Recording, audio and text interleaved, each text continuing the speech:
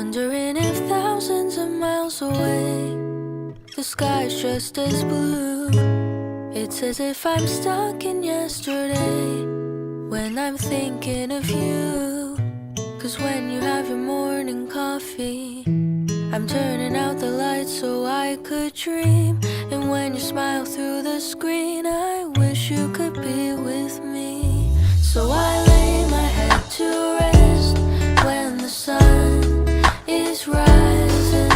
I'll start a brand new day when the moon is shining. I long to be with you in all the places you have been. So today I am time traveling. Da-dun-dun-dun. Oh, today I am time traveling. Assalamualaikum teman-teman semuanya. Apa kabarnya teman-teman? Mudah-mudahan teman-teman selalu sehat dan selalu bahagia ya. Oke, jadi sesuai thumbnailnya, di video kali ini aku sharing bagaimana aku mengatur keuangan dengan metode 50, 30, dan 20%. Tapi aku agak berbeda nih teman-teman dengan metode yang sudah ada. Jadi dalam persenannya agak sedikit berbeda, yaitu persenan untuk saving dan playing. Aku memakai metode 50% untuk living, 30%-nya untuk saving, dan 20%-nya adalah untuk playing. Nah, kalau yang orang-orang yang sudah memakai metode ini, sebetulnya 30%-nya itu untuk playing ya teman-teman, tapi aku agak berbeda. Tapi menurut aku sih nggak apa-apa, karena kalau namanya menabung itu menggunakan metode apapun harus kita sesuaikan dengan keadaan kita masing-masing. Untuk livingnya di sini ada beberapa pengeluaran seperti untuk kehidupan sehari-hari ya, seperti groceries and foods, kemudian untuk iuran sampah, ada untuk listrik dan juga ada untuk pulsa. Sedangkan untuk savingnya aku alokasikan 30% untuk dana darurat dan juga sinking fund.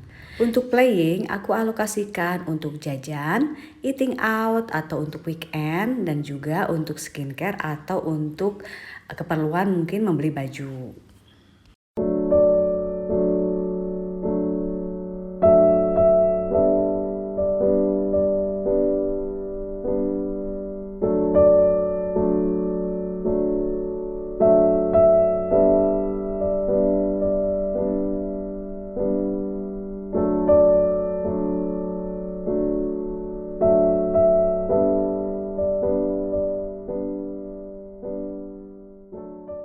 Nah, untuk budgeting di bulan Juni ini aku memakai metode 50, 30, dan 20%.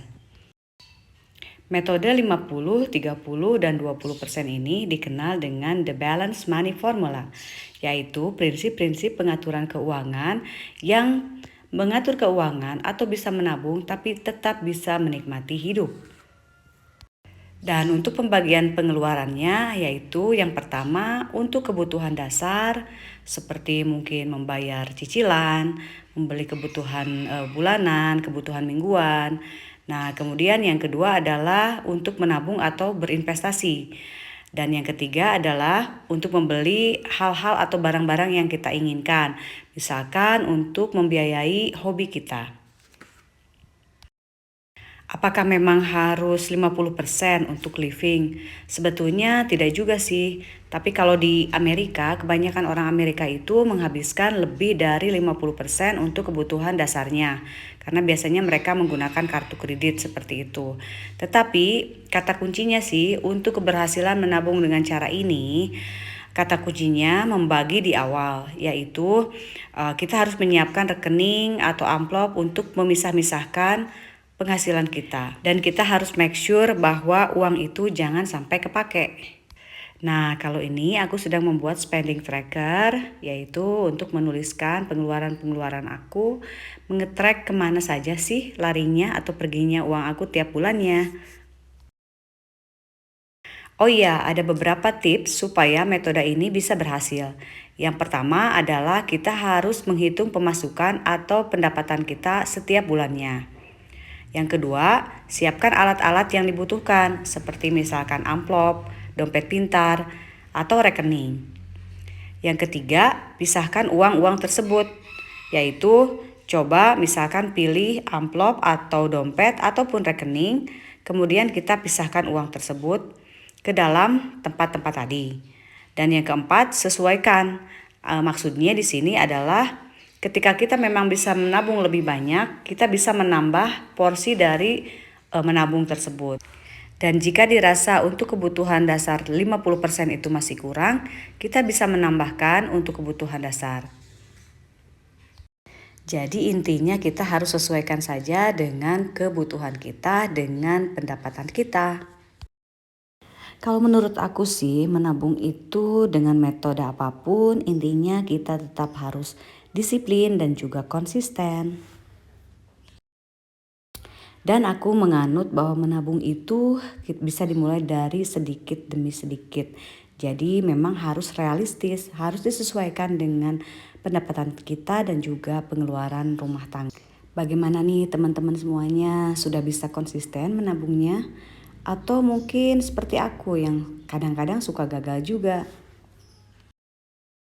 Tapi tidak apa-apa ya teman-teman, keberhasilan itu tidak harus 100%. Kalau kita memang baru berhasil 50, 60, atau 70%, ya sudah, tetap kita harus melaksanakan atau konsisten dalam menabung atau mengatur keuangan supaya keuangan keluarga kita tetap sehat ya teman-teman.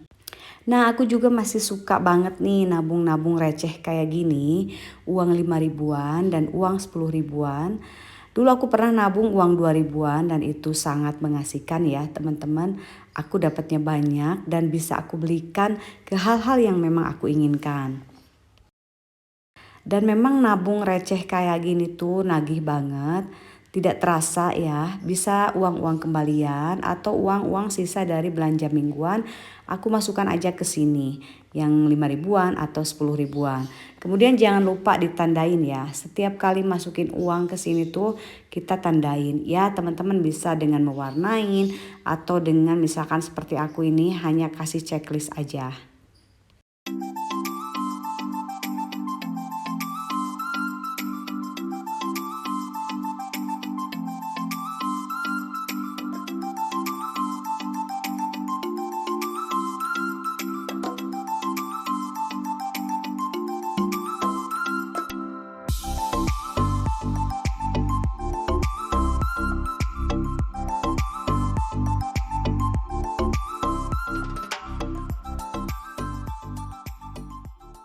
Nah teman-teman semuanya, sekian dulu video dari aku kali ini ya. Ini tuh sudah menjelang sore gitu, sudah mau maghrib.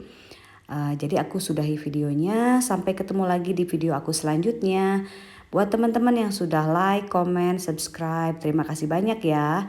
Dan bagi teman-teman yang belum subscribe, segera subscribe, like, dan komen. Sampai jumpa di video selanjutnya ya.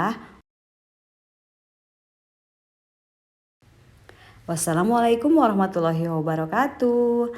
I'll see you next time. Bye bye semuanya.